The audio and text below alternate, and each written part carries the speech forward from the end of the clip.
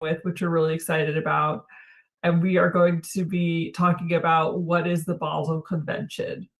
And the reason why we are talking about the Basel Convention this month is because we're ahead of OEWG-15 session. And forgive me, as a lot of you guys know, the sustainability environmental world is full of acronyms, and I will let more of the experts explain those acronyms. Now, for those of you guys who don't know who I am, my name is Shellen Sailing. I'm currently tuning in from California, right outside San Francisco. I am the interim chair of the Youth Plastic Action Network. The Youth Plastic Action Network is a youth constituency dedicated to the INC process. Hopefully, for the future Global Plastics Treaty, the first ever treaty being negotiated on plastics, and also the first as a legally binding instrument, as well as the first ever legally binding on chemicals. The Youth Plastic Action Network was launched at INC 5.2 in Geneva on August 8th. And while youth have been engaged in the INC process since the very beginning of the resolution, even before as working groups and leading up to the treaty being allowed to be negotiated, YPAN was organized out of a series of networks, include a series of organizations, my apologies, including my own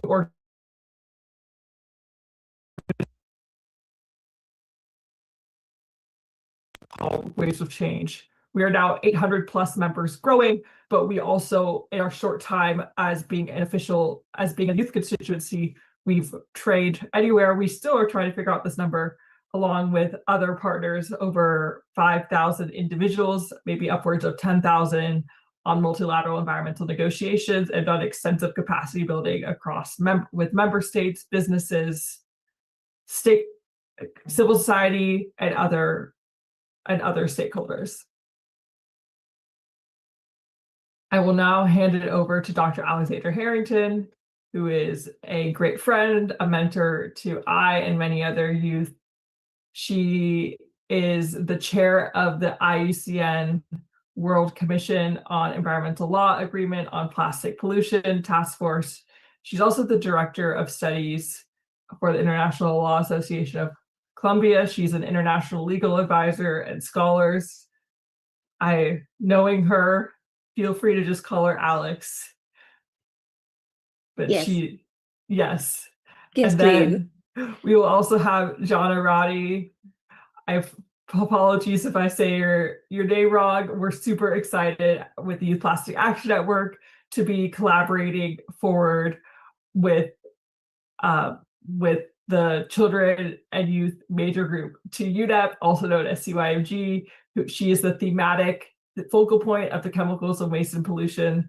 One last thing I forgot to mention here is that YPAN is part of CYMG as an affiliated network, and CYMG's role is to provide admin support as well. Jana is an incredible individual. She is not only the thematic focal point, but she's also an expert in environmental health and chemicals. And just from a personal perspective, honestly, Jana is always doing so many things, and we're excited to have her on board for this multilateral environmental negotiations and capacity building, as well as her working group moving forward. All right, John, I'll let you take it away. Awesome, thank you. Dr. Alex, did you want to go first with a bit of an overview of the Basel Convention first, or would you like me to go? If you would like me to, however you think is easiest. Honestly. Okay. I will, maybe I'll do these slides to give a bit of an overview, and then I'll pass it to Dr. Alex to give the overview, and then I'll jump back in. That's okay. So hi everyone, thank you again for joining, and thank you for the co-conveners, Shalom from YPAN and Dr. Alexandra from the IUCN legal working group for co-convening with this. So as mentioned, my name is Janna Radi. I'm from Egypt. I'm an environmental health researcher, and I'm the current thematic focal point for chemicals waste and pollution in the Children and Youth major group to UNEP. So a bit about UNEP. I'm sure most of you are already aware of this, but we like to give a bit of an overview in case this is the first time for some people. UNEP stands for the UN Environment Programme. It's the UN body coordinating global environmental action, addressing the triple planetary crisis, but also other aspects relevant to environmental action, such as land degradation and desertification. There's four main activities UNEP works on, one of them being norm setting and environmental governance. So one of the elements of environmental governance we're talking about today is the Basel Convention, for example. Secondly is environmental science policy interface. UNEP plays a really big role in providing independent assessments and evidence bases to inform decision making. Thirdly is advocacy and communications. I'm not sure if you guys follow UNEP on different social media platforms, but they've been posting some great campaigns recently, especially very youth focused. So I would highly recommend you follow them to stay up to date with different projects that UNEP is working on. And lastly is capacity building and technical assistance. So supporting member states with implementing different environmental agreements, but also participating in different negotiations and providing technical assistance where needed, also for non-state actors, not only member states. Next slide. So within UNEP, there is civil society engagement, and the mechanism for it is the 9 major groups for the UNEP's governing body. And the Children and Youth is one of those 9 major groups. And each major group is supported by 2 global coordinators or facilitators. Next slide.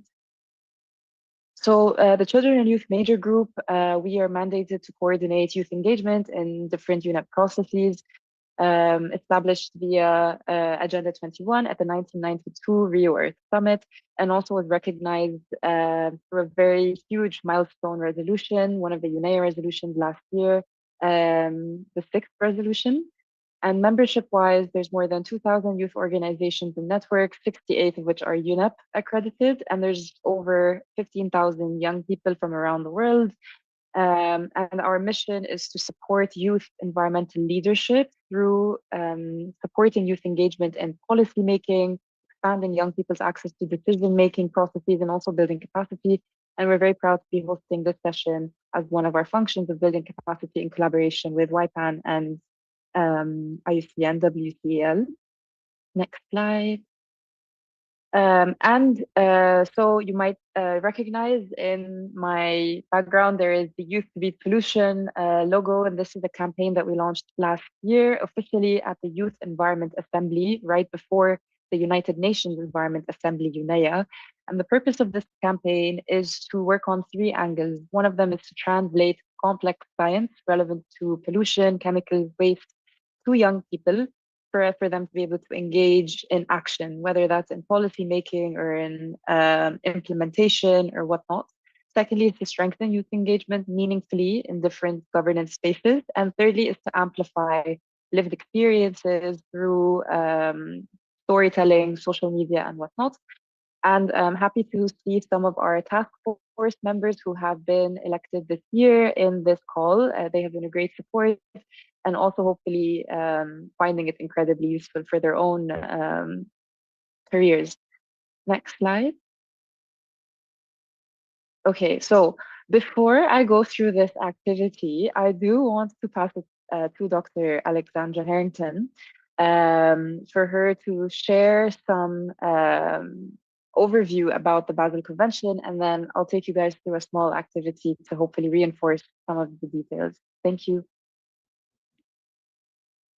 I'll just jump in, Jenna. Thank you so much. I love the exercise, and I'm really excited to see how it works. So I will get through this quickly so we can hopefully see all of this. And I want to say, first of all, a huge thank you to Shellen, to Jana, to all of you who are part of CYMG, to all of you who are part of YPAN, and working together on these issues. It has been a It's such a pleasure to start this whole process of working with you and having the WCL coordination with you all professionally and then personally, to get to know and work with all of you so much. So it's really always a pleasure to be able to do these events. And to those of you who, especially who are new and part of the organizing committees now, welcome. And I really look forward to getting to know you far better. And I see many returning friends in the audience, so it's lovely to see you all. I will share my screen and, or not. It says I have to request. So Shellen, you'll be getting your request. There we go. Thank you. Okay, perfect. Thank you. As many of you know, my design capacities are not exactly wonderful. So I apologize. You'll be getting some very simple slides. But anyway, this is why we went to law school. So that and math, So I would just like to give a bit of an overview of what the Basel Convention is. As we go into this discussion, as we prepare for the open-ended working group, which is what we call the OEWG or OEG next week, it's for you to have an idea. And I feel like I should get props off my desk. I also do it because many of you are familiar with these 3 conventions that tend to come together as one lovely pack. You can even get all 3 of them from the Secretariat in their individual forms, but together, which is to say the Basel, Rotterdam, and Stockholm Convention package, the BRS package. They have shared conferences of the parties. They have a shared secretariat. And I think there's often the danger of forgetting that each one is their own separate convention. So today we will talk about Basel, because that is what's coming up next week. And presumably before we have a COP for all 3 next year, hopefully in Panama, which will be a first, hopefully we'll be able to do a bit more training on the other 2 as well. But the Basel Convention is what we are talking about today. And if I can figure out how to advance my slides, there we go, look at that. We call it the Basel Convention. It has a much longer name, as do many treaties in international law. And not only do we have many acronyms, we also have many very long names, which is why we have all the acronyms. But the full title is the Basel Convention on the Control of Transboundary Movement of Hazardous Wastes and Their Disposal. Unlike some other agreements, the title really does tell you exactly what we're talking about. So this is useful. It was first adopted in 1989, and then it entered into force in 1992. And quickly, what that means is that it was adopted by the countries that had negotiated it in 1989, but then there was a set threshold of countries that had to sign it, but also then ratify it. So take it home and have it be made part of their national law and approved by their national legislature before it could actually enter into force and become binding international law. So as is often the case, that took several years. So 1992 is when this happened. And at the moment, it has 191 state parties. So there are 191 state entities, as well as the European Union, that are part of the Basel Convention. It is very highly adopted. It is one of the more adopted treaties in the world, and certainly in pollution. And it is also the first of those 3 that I talked about. The Rotterdam and Stockholm Conventions came afterwards. So this is the first and the oldest. What does it, here we go. What else does it have? It is the treaty itself, but when you get this lovely book here, it also has some other things in it. So there is a protocol. There's one protocol, which is an addition. So it's an additional treaty, which has been negotiated and signed on to, although is not yet in force. But that protocol would address the liability for and compensation for damage from transboundary movements of hazardous waste and their disposal. So it clarifies, or would clarify, what we do, what types of harms happen, and also what types of reparations are available in the event of a harm happening during the movement of transboundary waste. And then we have two waste amendments, which are really important for those of us who are in plastics. They're very important, but they're also important because they are heavily on the agenda for the open-ended working group. One is a plastic waste amendment, which went into effect in 2021, and then the electric and electronic waste amendments, which went into effect in 2025. So these are additional elements to the annexes. I'll explain what those are momentarily, but they are very big pieces of conversation and certainly will be heavily discussed at the open-ended working group. So all of these things together, the convention, the protocol, at least in theory, and the amendments are what we talk about when we talk about the Basel Convention per se. And there we go. So what is in this book? It's lovely. It sits on my desk. It takes up space. I regard it too highly even to use it for my coffee or tea. So it tells you something right there, Shellen knows. But what is in this convention? It starts out with a preamble. Now we know, many of us know, especially if you're a boot camp veteran, that the preamble is not legally binding, but it does set out a number of ideas and understandings about what the treaty is intended to do, and also what the mindset of the negotiators were and the countries were at the time that they were adopting the treaty. And the preamble stresses something that I know Jana will talk about as well, which is that this is not only an environmental treaty, it relates to environmental health, but it also addresses human health. And it also talks about trade and the transboundary movement of waste, of hazardous waste, which is a trade activity, in a way that makes it, in part at least, a treaty that does touch on trade and has those types of provisions. It does not conflict with WTO, World Trade Organization law. It does supplement it.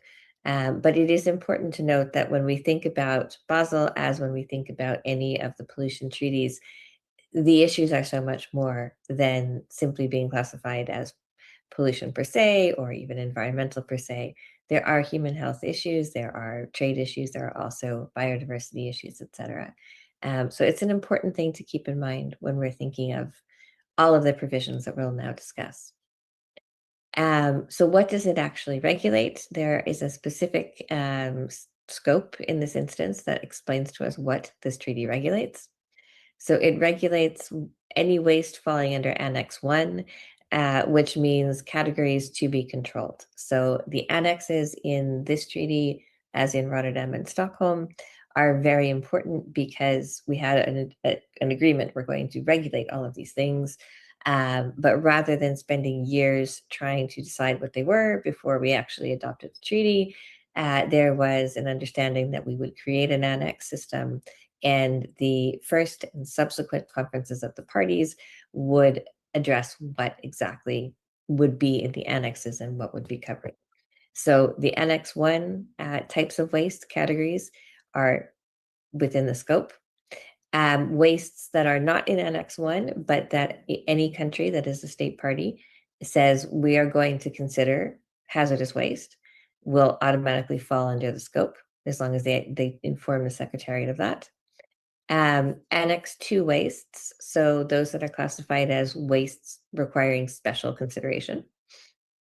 And then uniformly radioactive waste, and also some types of waste that tend to be dispersed through normal ship operations. Now, this works with the International Maritime Organization, but that's another conversation. Actually, Shellen, that might be a conversation for the future. I may have given us another idea. Anyway, dangerous thing. So what does the treaty say? Okay, we know from the title it regulates the transboundary movement of hazardous waste.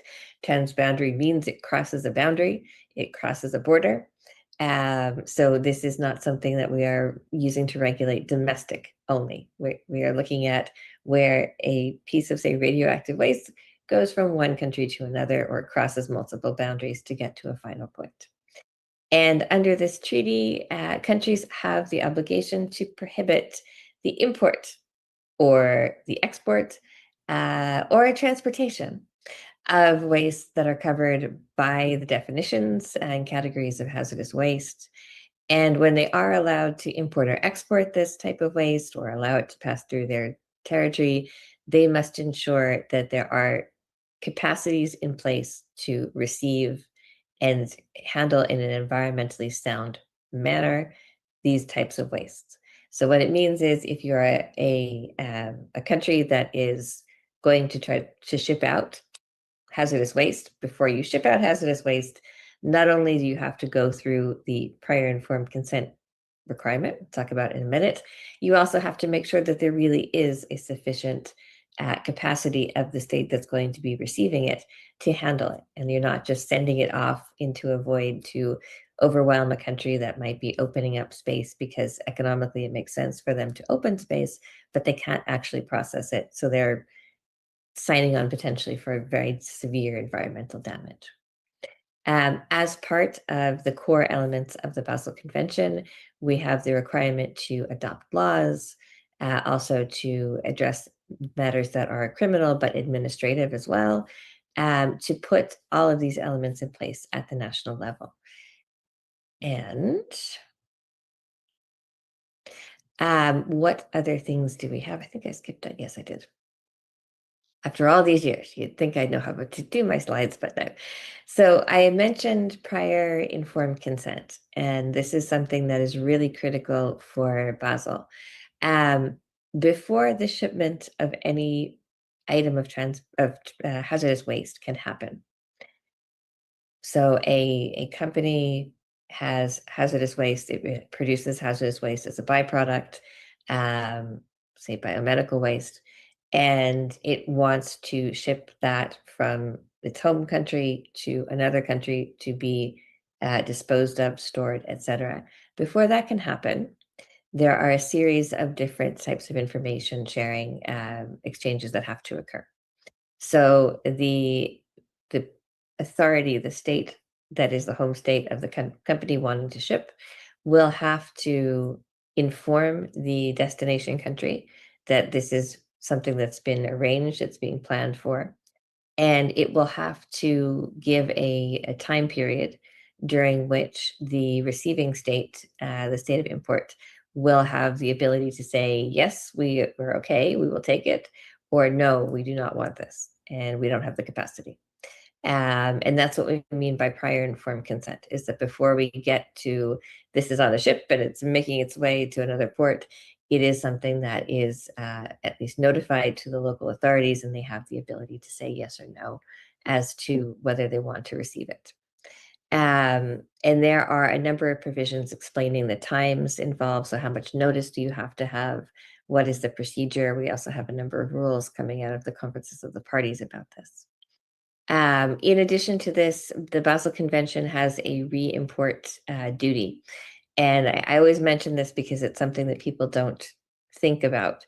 But there is a duty on the states that are exporting waste, hazardous waste that falls under Basel, where if the shipment isn't what it was said to be, if the particular terms of the description do not match what comes into the port, or if the state by the time the shipment gets there says, you know, we really can't handle it, there is a duty of the state that sent it away, the exporting state, to import it back.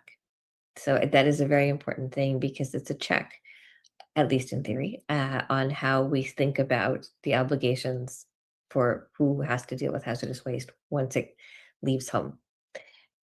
We also see in Basel the idea of the illegal trafficking of hazardous waste. So anything that doesn't fall under this is illegal.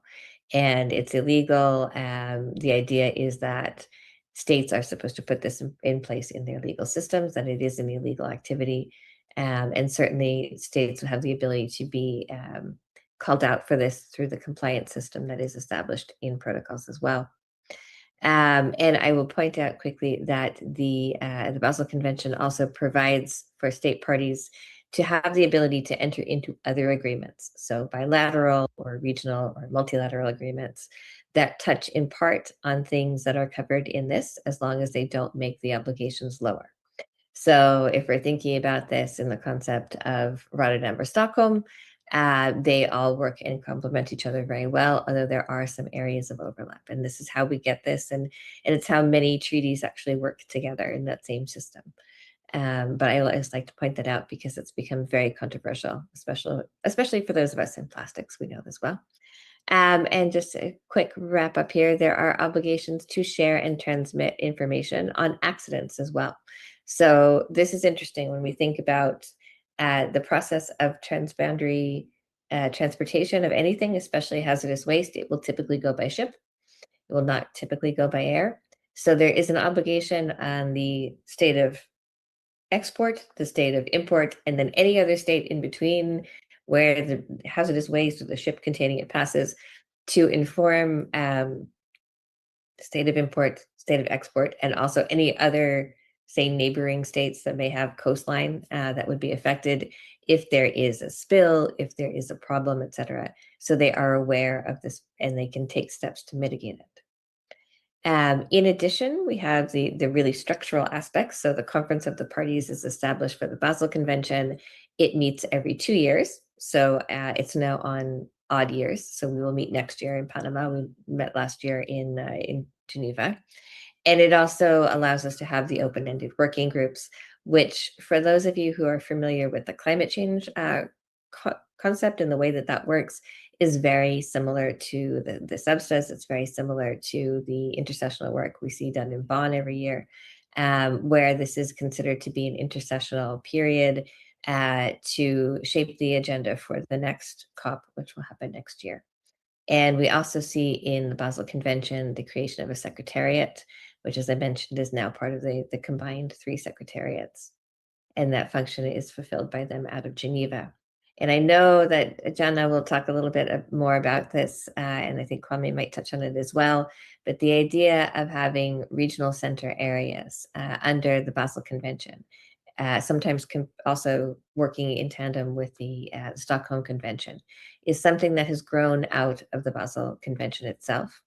So we see 4 geographic areas where we have regional centers that really work a lot with different countries on the ground on a number of different focus topics. So there are these centers for Africa and West Asia, Asia and the Pacific, Central and Eastern Europe, and also Latin America and the Caribbean. My spelling was off last night. It should have been properly spelled for Caribbean. I apologize. What happens when we rely on technology. Anyway, so I will correct that in the actual slides, but these are the 4 regional centers, and they have a lot of very important on the ground work, which I wanted to highlight because it is somewhat unusual in the treaty structure. Most treaties don't have these types of coordinating entities. And I also wanted to highlight on a practical level, because for many of you who may be on the ground in these areas, they can be very interesting. And I think, Jana, you'll talk about this more. They can be very interesting opportunities as well for organizations that you might work with to collaborate, to foster collaboration and dialogue, and advance your work. So I did want you just to know about those. And a quick kind of headline, what are the main topics for OEWG-15 next week? There will be a discussion on technical guidelines, so on preparing guidelines that will go to COP next year for review, on what we call POPs, so persistent organic pollutants, e-waste, electronic waste, the waste from lead acid batteries, which has been increasingly important over the past number of COPs, and also used and waste pneumatic tires and mercury products. So those are really critical in terms of developing technical expertise that can be used by countries in the future, as well as also to determine what goes on as annexes. There will be a discussion about how to put in place the prior informed consent procedure.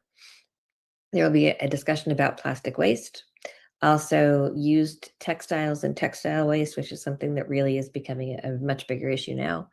And also a discussion on how to foster increased cooperation with the IMO, which is the International Maritime Organization, as well as the World Customs Organization. So it will be a very wide-ranging and rather short time period, but hopefully there will be some interesting information coming out of it.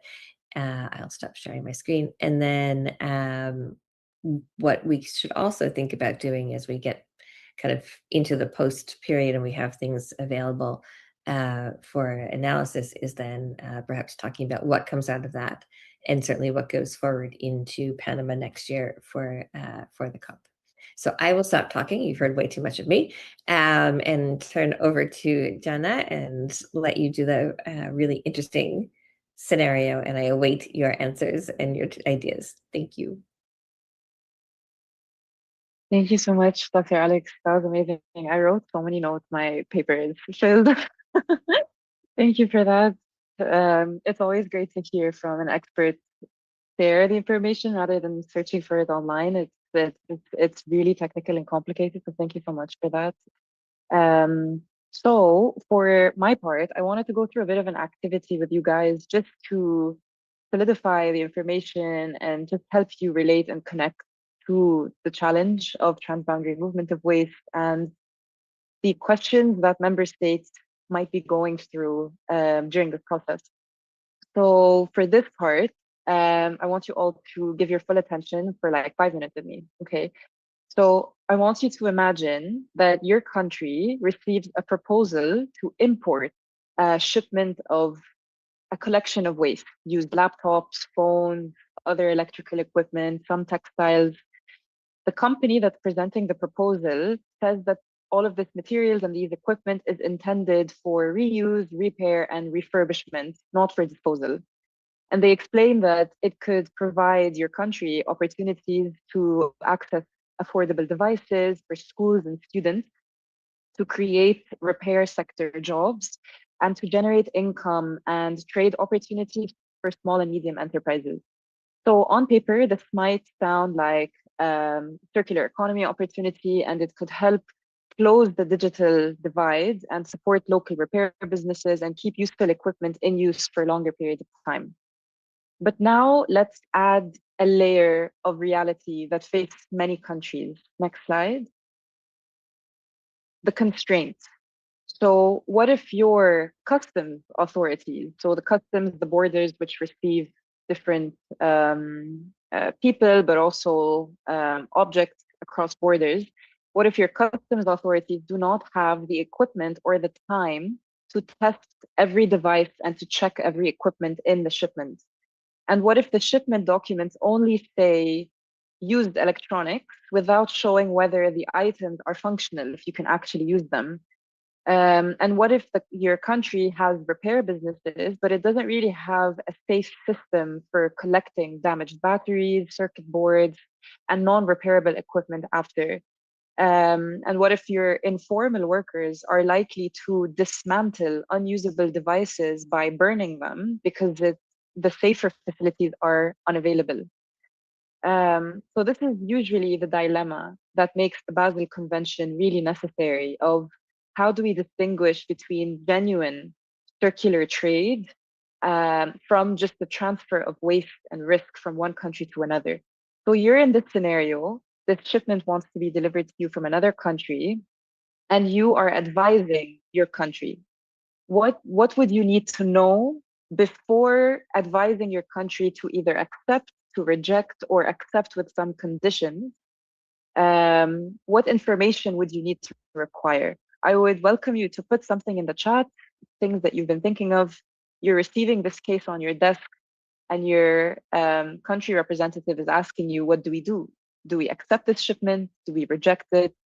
Do we have some conditions? What are some questions that you would think of asking the person who wants to export this waste? I'll give you 5 minutes to think and maybe put some thoughts into the chat of what questions would you ask to make an informed decision of whether you accept this waste or whether you reject it.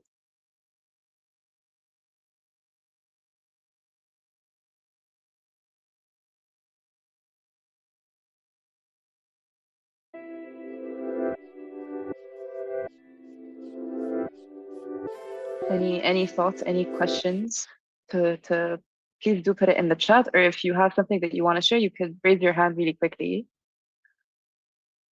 I'll give you some time. So what questions would you ask Yes. So I'll repeat the question. You are responsible for advising your country for whether they accept or reject a shipment of waste that wants to be imported to your country, and the shipment has different items. The exporters say that it has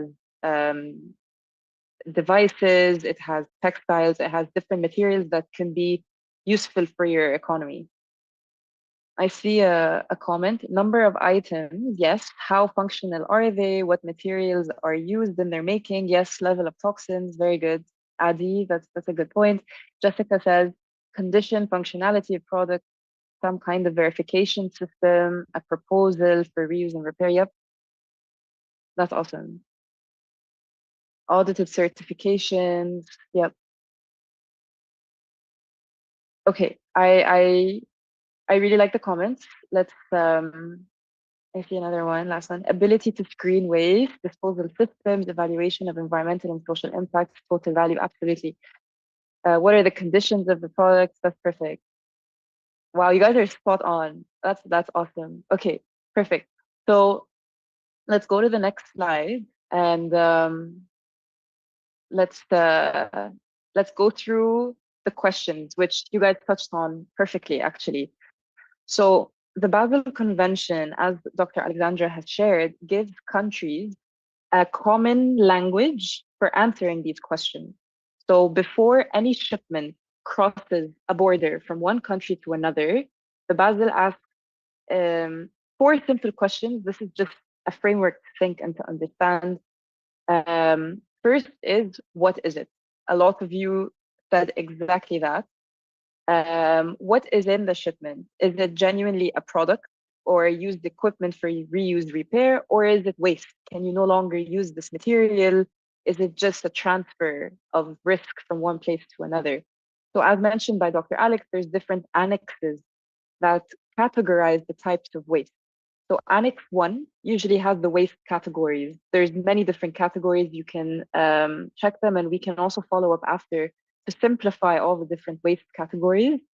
But this has been created by countries through years of negotiation. And I believe that they're constantly being validated and developed. Annex 3 lists the hazardous characteristics. So this is really important for me as an environmental health researcher, is this is exactly what you would think of when determining, is it harmful for health, for human health, for environmental health, especially for future generations. So there's different characteristics like, is it toxic? Is it corrosive? Is it flammable? And so these are really important characteristics. So if it does have any of these hazardous characteristics, then there's next steps that need to happen. Secondly, is what risks does it contain? So this further is a further classification of different categories of different risks. Thirdly, is what happens to it. So if this waste shipment gets brought to my country, what can I do with this material? And there's different options. So there's the option of either you dispose of it. So different disposal methods, either you landfill it, or you, usually it's landfilling, to be honest. Or there is the option of recovery. So you're reusing the material, you're dismantling the material, for example, if it's a circuit board, dismantling the circuit board and using the different metals for your own economy. And then lastly, can it be managed safely? So does your country, the receiving country, you have the facilities and the infrastructure to manage this material? Because if you don't, then there can be harm that's generated in your own country with, for example, open burning of waste. That's a really big challenge of many still developing countries who don't have the proper infrastructure to dismantle different materials or recycle or reuse. The overload of the waste is just burnt in open air, which affects the health of many different populations, especially vulnerable groups, such as children, who are in ages of development, and any exposure to toxic chemicals can really impact the trajectory of their health and development. So these are the four questions that you guys touched on perfectly, is what is it? what risks does it contain? What will happen to it? Am I able to recycle it? Am I able to reuse it? Or is it's reached its end of life, you can't really use it again, so it will just stay on my land forever? Lastly, can it be managed safely? Do I have the infrastructure to manage it? And have I consented? So this is where the PIC procedure comes in, and this is also explained in the next slide. So if we go to the next slide, the PIC. So if the waste that is transported is hazardous, there has to be a PIC procedure, the prior informed consent. Prior informed consent is not just a signature on a form, it's a process that's intended to ensure that the receiving country, so your country, knows what's coming, and they can still decide to accept it, or they can reject it, or they can accept with some conditions. So not only do you get notified of the shipment coming, but you need to consent, because you can't just be notified and find the shipment on your shores the next day. You need to have written consent that you're okay to take this shipment. So what's really important here is that it's really difficult to make a decision if you don't know what's in the product, what products are being shipped to you. And that's really important, so you can set out a plan with your different ministries to check your own capacity in terms of private sector or public infrastructure, to be able to, first of all, test the equipment. Is your customs well equipped to test the equipment, to inspect it? If that does not happen, then there could be a possibility where there's different products put into the box or the shipment that has a mixture of different materials. So on paper, it could say that it's just non-hazardous waste, but if no one is inspecting it, how do you know it doesn't have some hazardous waste? So this is really important, is the customs has enough capacity to inspect the box and check it. Just like us at the airport, when we go to another country, there's usually you either declare or you don't declare. If you declare something, the customs will open your bag and check what is in your bag. Or if you get a random check, as I always do, thankfully, at airports, where your bag will always be opened. So that's also another angle. So if we go to the next slide, I wanted to bring your perspective to this in terms of youth engagement. So most of us in this call are young people or work with young people. How can we engage with the Basel Convention? So as mentioned, there's different angles to the Basel Convention. There's the customs, for example. You can get involved with building capacity or training or being a part of the customs enforcement. Another angle is researchers. If you're a researcher, you can help to map waste flows. You can also keep track of what waste is entering your country. There's been different case studies, for example, of researchers who have documented illegal trade of waste, where one country has transported waste to another country without notification and without consent. And that person documented, so the researcher on the ground, they documented it. Actually, this was in Tunisia, and it was by Dr. Samia Gharbi, and she actually won a prize. It's the Goldman Environment Prize for revealing illegal waste trade. I believe it was from a European country to Tunisia, where she mapped out the flow of illegal waste trade, and she took the other country to court. So this is why it's really important to be aware of these processes, because you can keep track of what's happening in your community. If you notice that there is a weird overflow of waste, you can ask, where is this waste coming from? Is it local? Has it been transported from another country? If it has been transported from another country, did it go through the PIC process and the Basel Convention? So it's really important, and young people can play a part there. Another thing is journalists. You can also help with investigation. Thirdly is engineers and designers. You can help build the capacity of your country to be able to dismantle products or create a system if your country is either exporting or importing. How do you deal with that waste? Do you really have to export it? Maybe you can just deal with it locally. Lawyers, I don't know if there's any lawyers in the call. I know Dr. Alex is a lawyer, but lawyers have a really important role to play here, especially policy professionals that build capacity of national law, of implementation, of accountability mechanisms. So the rule of law is really important here. Educators, maybe you have an organization where you build capacity of young people, or you're an influencer, or you influence your community or your school or university. You can build capacity of people to understand more about the just waste in general, about repair of waste, about consumer choices, because at the end of the day, the goal is not to, in my opinion, continue enabling transboundary movement of waste, but to reduce from the production of waste, so we don't even need to think about who do I ship this to, but to reduce from the production of waste, and therefore we need to rethink our choices of how do we use resources. And for here, moving more towards a zero waste system is really, really important. So the point is not whether you can play a role, but what role do you want to play in the implementation of this convention to be more informed, accountable, and just? I would also highly, highly recommend, building off Dr. Alex's point, to check out the Basel Convention regional centers. I'll put the link in the chat. There is 14 different centers in the different regions. So you can check it out. You can see if you have any centers in your city or in your country, and you can reach out to them. You can ask, is there anything that I can do to support?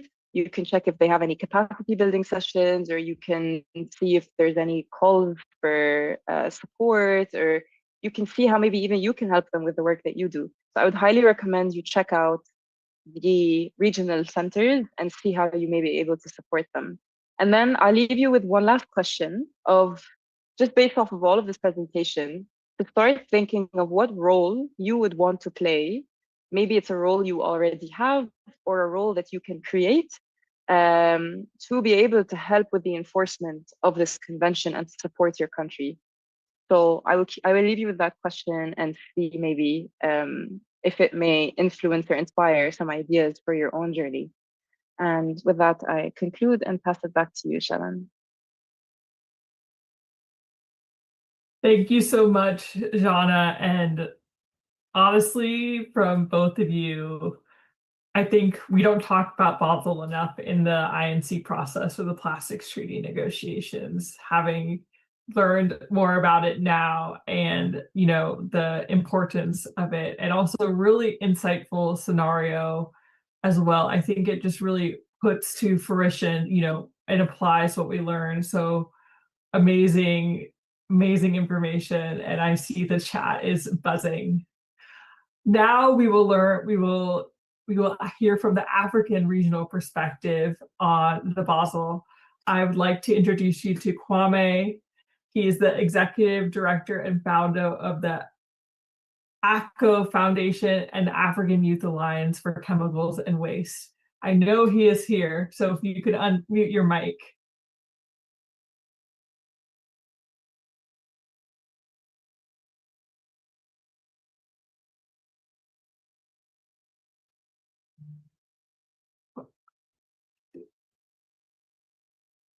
Oh.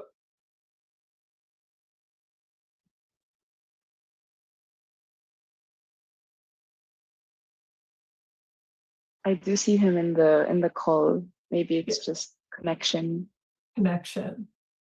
If you're here, Kwame, I asked you to unmute.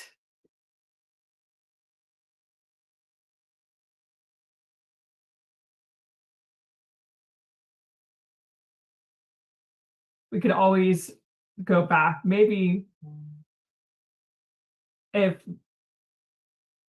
anybody, here's a thought. I know we have plenty of people from different regions on the call. If anybody would love to give maybe a brief perspective or brief thought about how their perspective in their region. So just feel free to raise your hand. It'd be great to hear from your different respective regions, and just make sure to raise your hand and also say where you're from, so we know feel free to raise your hand.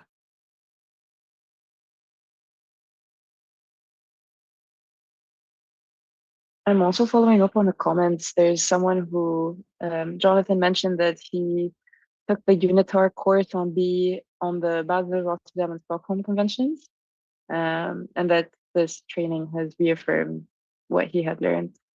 Jonathan, feel free to also raise your hand, maybe share a bit more about how you may think of implementing this in your own work or sharing more about what you do.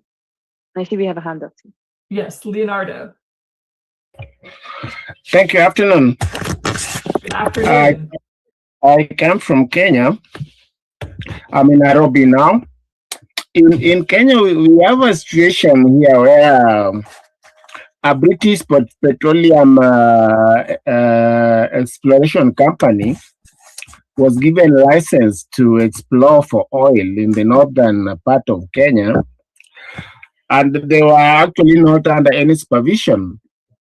What happened is that they actually dumped toxic waste, very poisonous waste, in the Marsabit area of Kenya. And for a very long time, people have been complaining of incidences of cancer, and several other diseases. So it is right now under live investigation of something that happened almost 20 years or 30 years ago. It's apparent, it's very clear that they dumped toxic wastes, which were not even known or declared. So I think if we had followed the prior and informed consent procedures, the government would be having that information. Right now, the case is under litigation, and then again, the litigation is also not proceeding in the best way, because I think there are different levels of such litigation. There is the civil liability, and then there is the state party liability, and only the civil liability of private citizens, of communities, is being followed. Thank you. Wow. Thank you for sharing, Leonard, about that. And it's sad to hear. Unfortunately, there's a lot of cases like that, and I'd be curious to follow the case and also see like what the local community is doing to keep calling for action and also accountability, and what Kenya is doing. Maybe are they utilizing the Basel Convention in any way to for accountability mechanisms in this process? So Those are the issues. Yeah. Mm-hmm. Yeah. Wow. Yeah, and that actually, Leonard, thank you for that. That actually makes me think of an idea that perhaps we can talk about more, Shellen and Jana and I, and then reach out to more of you, is to get some type of comprehensive understanding of these types of cases and where they are around the world, and to do a mapping of this, because we know litigation has become so much more powerful, and certainly since the climate litigation has really come into effect. But it would be very helpful, I think, for us to understand more what these geographies look like. What are the potentials for using it? How has it been used? Certainly for Basel in domestic litigation. So we'll have a chat more amongst, I think, the three of us, and come up with some ideas. But if anyone wants to share any of your experiences, I'll also put my email and WhatsApp in the chat. But I think this is a project we should start to develop more. So thank you all, and thank you, Leonard, for that. Let us know how this goes. Please. Welcome. And when we get ideas, it's dangerous in a good way. I don't know if you guys, just briefly before we go, to kind of know the story of how we actually came up with this idea, is Alex and I were quite literally sitting on the floor at what was supposed to be the last round of negotiations for the plastics treaty, now called INC 5.1 in South Korea. And we were likely eating chocolate, actually, in the contract group that was all about chemicals. And that's how some of our best ideas have come. So another idea for us to pursue, but I'll hand it over to Kenneth.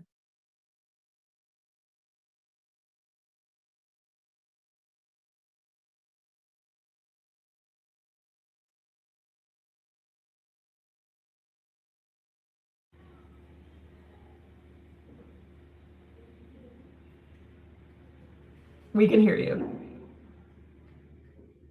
Go ahead. Yes. Yeah, so hello, you getting me? We can hear you. Okay, so again, my name is Kenneth from Liberia.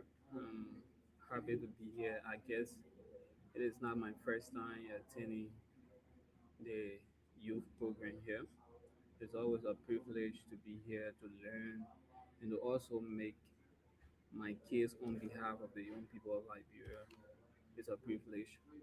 So I have learned so much, and it is always good that I can always be asking if it is important that you people be able to partner with at least one organization from Liberia, that it will be okay that young people will be involved in the work of the UN, because not many young people from Liberia actually know about the youth group.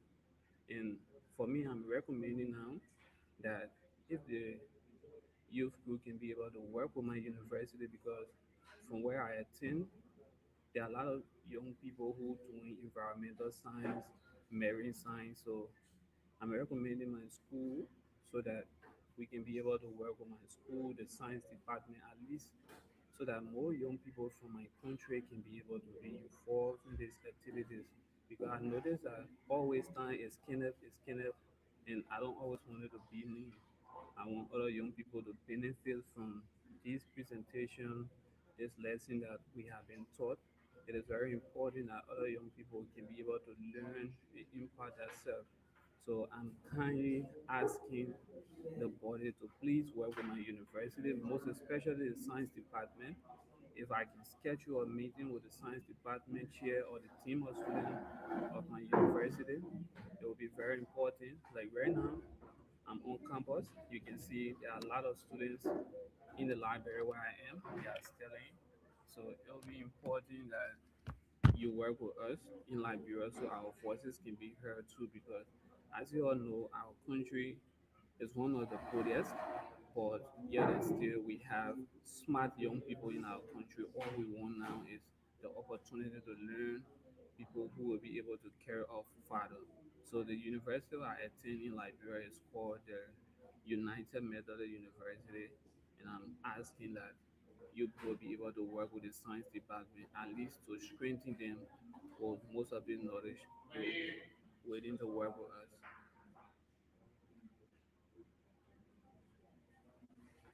Thank you so much for that, Kenneth. And absolutely, I know it was a bit difficult to hear that sometimes the challenges of it with internet connection, but we appreciate your being here and efforts. I believe you want to collaborate. So Sen, I included the email to admin, the YPAN plastics, and feel free to send an email to this email, and also I will CC Alex and Jonna, and we could work on getting you some more information on how more people in Liberia and in your university can get involved as well. I think it's extremely important, and I can see the passion that you have. So thank you so much. And I think also one thing we can do is also open it up for questions as well.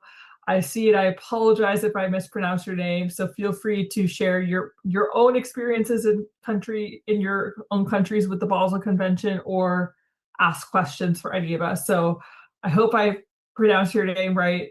Olandi?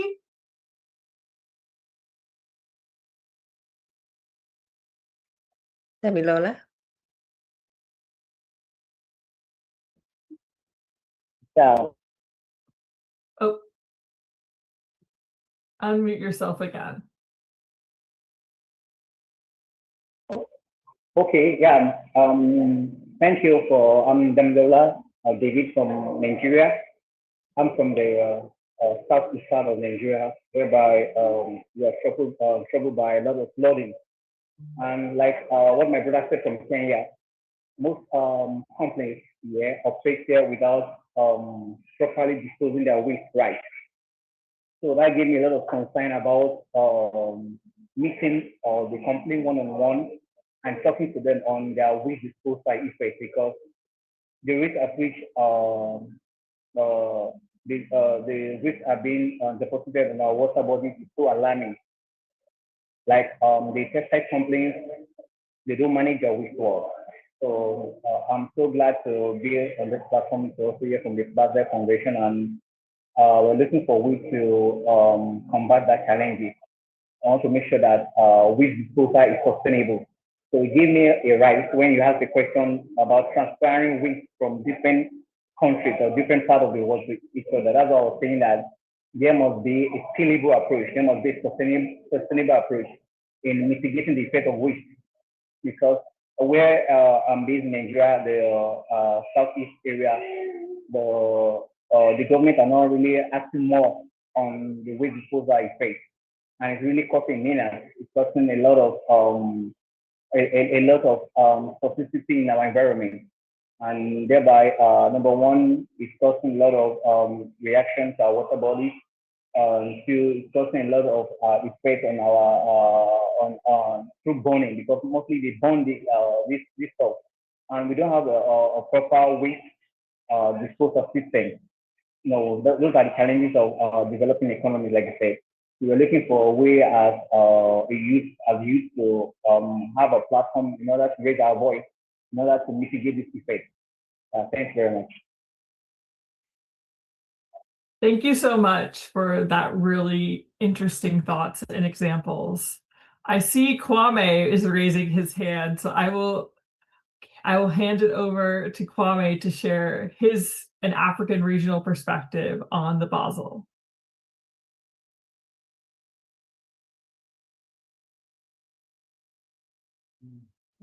Yeah, can you hear me? Yes. Okay, so I'm sorry. I think I was having a bit of challenge in terms of network. My name is Kwame Ofori, and I work with ACO Foundation as executive director, and also the founder for African Youth Alliance for Chemicals and Waste, which is IAC. So IAC simple focus on young people who are in the chemicals and waste sector, because we could see that most African young people don't have the idea when it comes to the hazardous chemical sector. So in terms of some of the convention, they have no idea.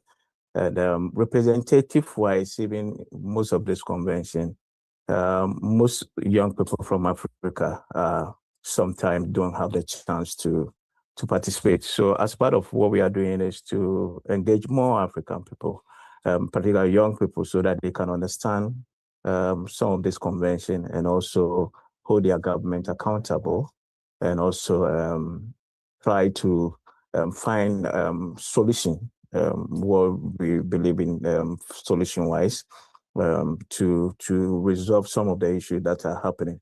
I've heard a lot of instances from our previous young guys who are telling us, how can young people participate when it comes to Basel Convention?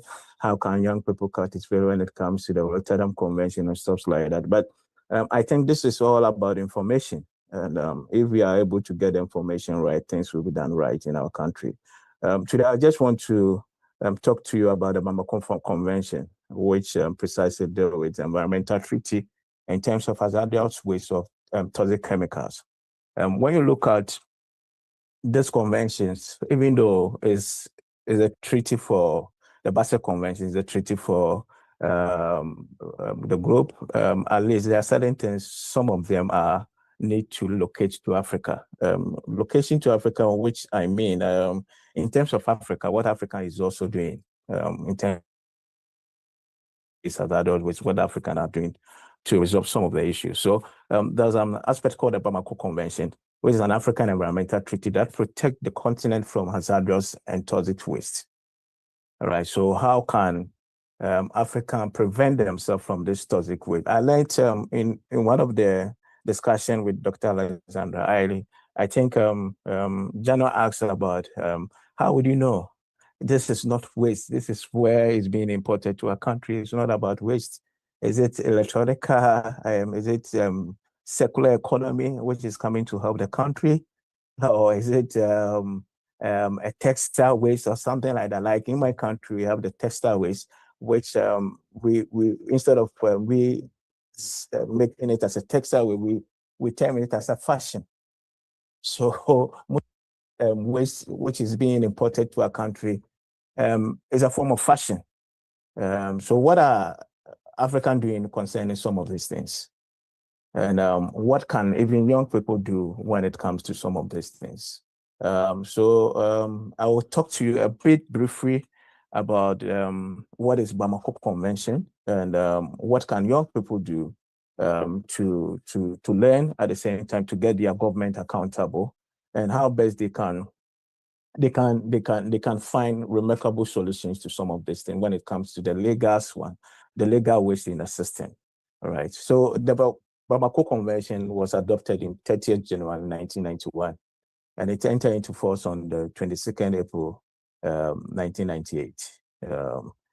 What does it seek to do? So the convention requires participant African countries to, first of all, prohibit importation of hazardous waste into Africa, prohibit importation of radioactivity and nuclear waste, control the movement of hazardous waste between African countries, and prevent dumping or burning of hazardous waste in oceans and inland waters.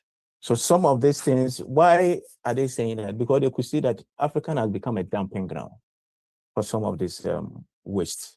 So any country can make it a way that, okay, let me give this thing as a donation. Let me give this thing as what do you call it, as an improvement to an Africa, because most of Africa, most of us are, should I say, do I use the word low income countries?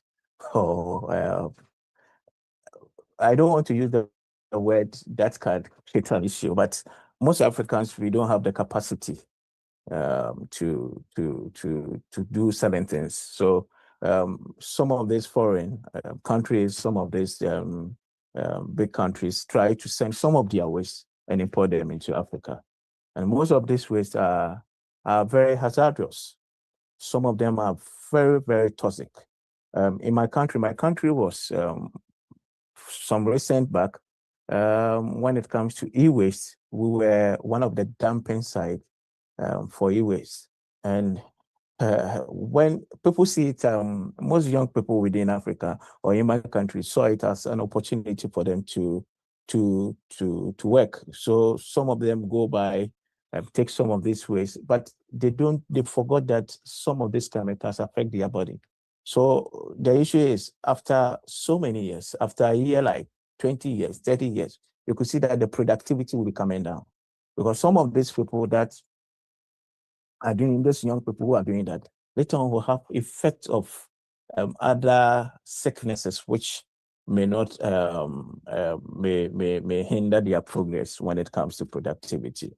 So what Africa is doing is to make sure that some of this waste that is being transported into our country are being regulated.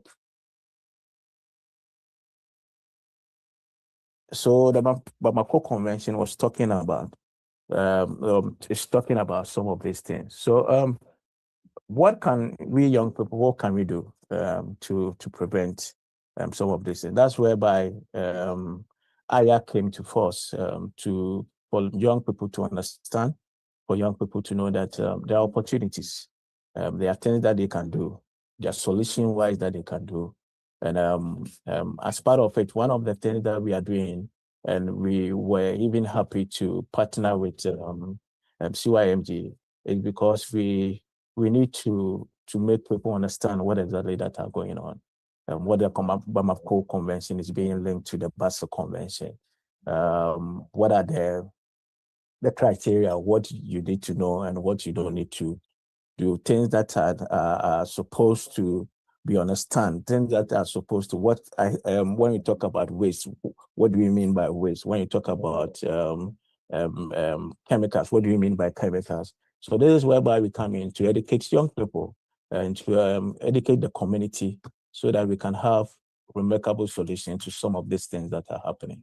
So this is a bit that I can. I'll pause here. If there are other questions, I'll just come to it and see how best we can discuss and see the way forward. Thank you. Thank you so much, Kwame. And Wonderful, wonderful presentation. So I see now, I know we are nearing the end, unfortunately. And I would like to first, before we open it up for more stories and questions, if we could take a group picture. It's always great to see the memories. So hold on. Let's actually see here. Jana, are you a bit more familiar with the group photos? I'm not as familiar with those. Yes. I think we also have an expert in group photo taking here with us, Stephen.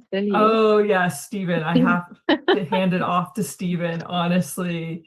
Stephen, feel free to introduce yourself briefly as well, not to put you on the spot. Stephen is one of our part of the global steering committee of CYMG, as well as the interim team of YPAN. Stephen, are you there? She might also be having a bit of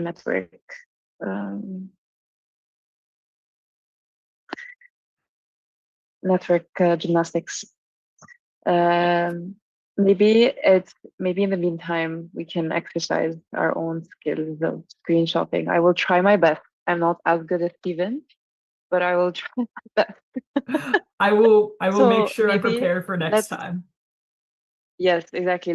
I'll give a few moments for people to turn on their cameras and we could take a group photo together. Please turn on your cameras so we can see your beautiful faces. I wish we did.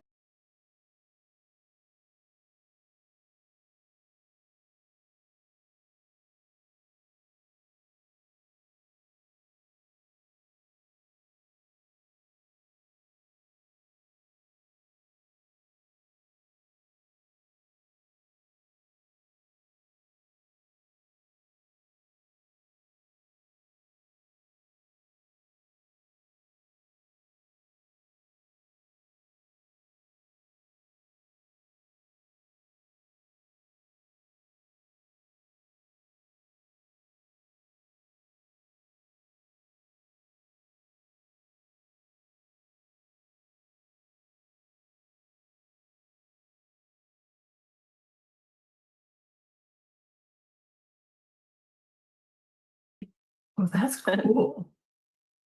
I don't know who That's did the awesome. big Thank you, one, guys. but that was I cool. think it's when many people do it at the same time, it explodes. So wait, let's actually try to do it. Everyone do a celebration emoji and we'll try to make the screen explode. Okay, ready? 1, 2, okay, go. Celebrate. Oh, that's so cool. Oh, that is cool.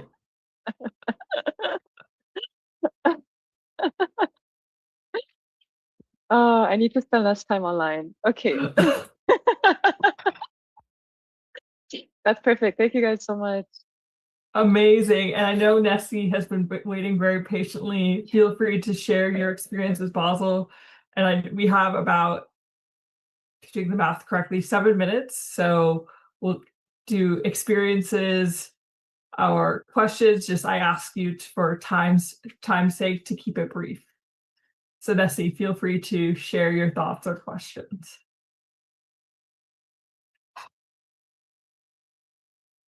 Hi, my name is Nessie Mwendwa. I'm from Kenya. I may not be very familiar with the Basel Convention, but this particular meeting has actually taught me more on it. For me, I'm happy Kwame mentioned about textile waste because that's one of the areas I think is becoming a problem, particularly here in Africa, particularly now Kenya, where I come from, and I know also Ghana.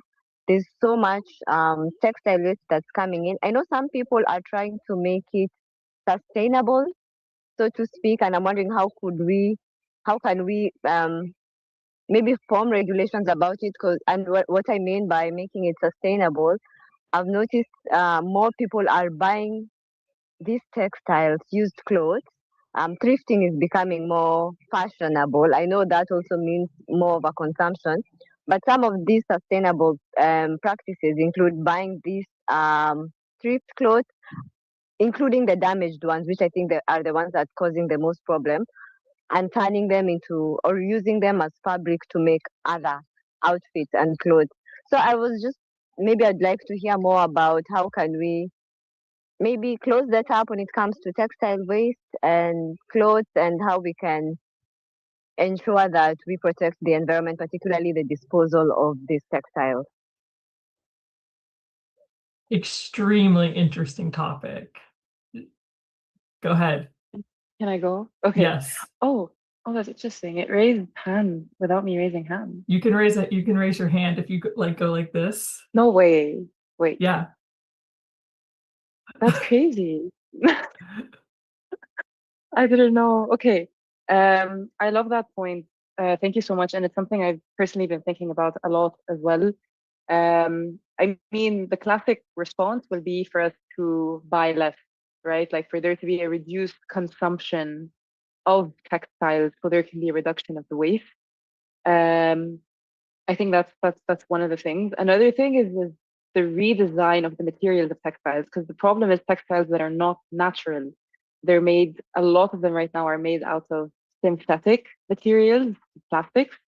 Polyester is a plastic, it's made out of petrochemicals, and it lasts in the environment for a very, very long time, unlike our ancestors who just used very natural materials like cotton, linen, very different from using synthetics, which stay in the environment for a very long time and contribute to the production of microplastics.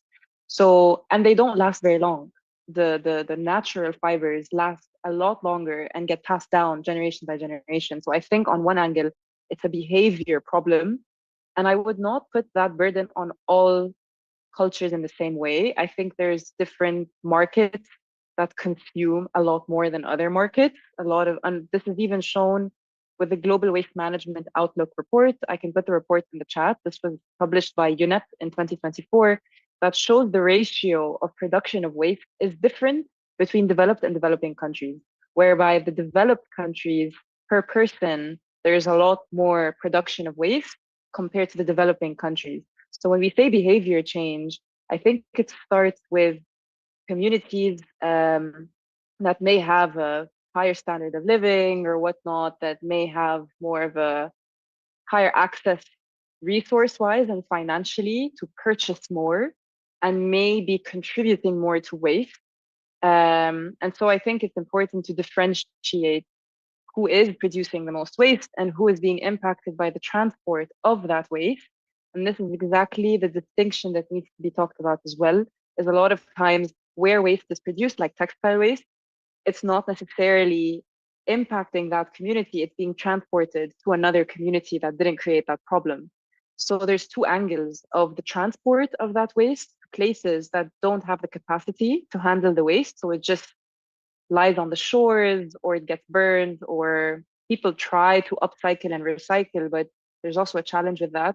And then there's the other angle of the big brands and the industries that just keep producing fast fashion with very low quality synthetic cheap materials that keep it going, and the loop is not closing. So it's a design and production problem and consumption at one level, and then the transport level is another. But this needs to be unpacked, I think. And I think this month there's a textiles summit that's happening in Latin America that's hosted by Ambition Loop and UNEP, and they're talking about this exactly. So textiles is really on everyone's agenda because it's a really big problem when it comes to waste. And everyone can have a role in this. I mean, we all wear clothes, we're consumers, so being more conscious of what we wear. Currently, I'm personally more conscious when I go to the store, I check the tag and look at the percentage. What percentage of this is polyester? I usually try to go for 100% cotton if possible, and just being more conscious of our choices. And I think holding big brands accountable is really important because they're just focusing on the profit, unfortunately, and not necessarily the planet. That's my take.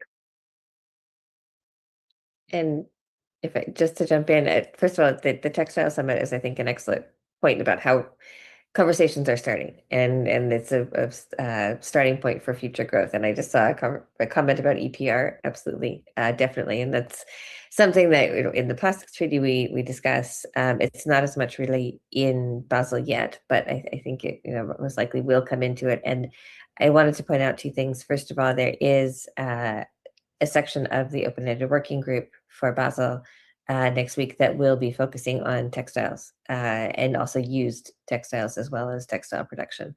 So that tells us also that it will likely be on the agenda for the COP next year. So it's a lot of, I think, space for us all to think of how we could coordinate together and work with our own constituencies and talk about this.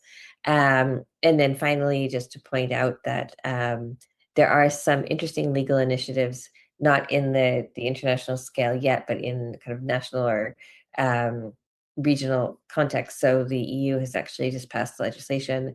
I think we'll probably wind up talking about this more in another session, where if you are say a big fashion brand and you produce a certain amount of clothing for a season, so we'll say for winter 2026, and it is not sold, so whatever there is there in your stores does not sell, often it will go on sale, but then after a sale, typically the standard practice is to get rid of it, just to throw it away and turn it into a waste product. That is no longer acceptable. So under EU laws coming into place, you will have to either keep it on the market or sell it somewhere else, or resell it, give it to a reseller, or offer it to other jurisdictions, other territories, which then also will have their own thresholds for what can be in those products. So it's a really interesting interconnection between legal systems and regulatory systems on that particular topic. So lots more to do. And this is why we all need to focus on expanding issues as well. So thank you, Shellen. Amazing. And Alex and Jana already said a lot. We could probably talk about this for like 5 hours at this point. I think it's something a lot of us among the coordination teams and task force talk about daily amongst each other at this point. EPR is one of the fastest, if not the fastest growing environmental law in the world at the moment, despite everything happening. I think what the latest number is, 60 plus countries have adopted EPR, and everything is within really a 1 to 2 year. So it's pretty incredible. But yes, I won't keep everybody waiting. A lot of us are chatterboxes. Thank you guys so much for a incredible session, honestly. And it's honestly still blows, I think, our minds of how much the fact that this information needs to be spread and accessible. I mean, when we started this journey about a little bit over a year ago now, we never thought that we would get the attention it's getting. And we're going to keep doing these. Just want to share, if you know the YPAN email, we're always happy to also hear suggestions about future sessions that you want. I will say one session we will be doing next month, and it won't be as publicly advertised, but we are going to go back to the basics of what is a contact group, what is a negotiations, and we are planning more webinars in the future, as well as we hope to launch a list of those who are interested in being informed about a mailing list informed about future webinar sessions. So thank you guys so much for attending as always, and we'll see you in the next one. Good night, good evening, good afternoon. And for those of you who are watching the World Cup, I lost my train of thought, but yes, enjoy if you're watching the World Cup. I think I must say one last thing. In a time of chaos, it's wonderful to see so many people come together and countries get along. Won't say who to root for, because we all have our own opinions on that. We can argue about that. So have a great rest of your day, everybody, and see you next time. Thank you. Bye. Bye. Everyone, be well. Take care.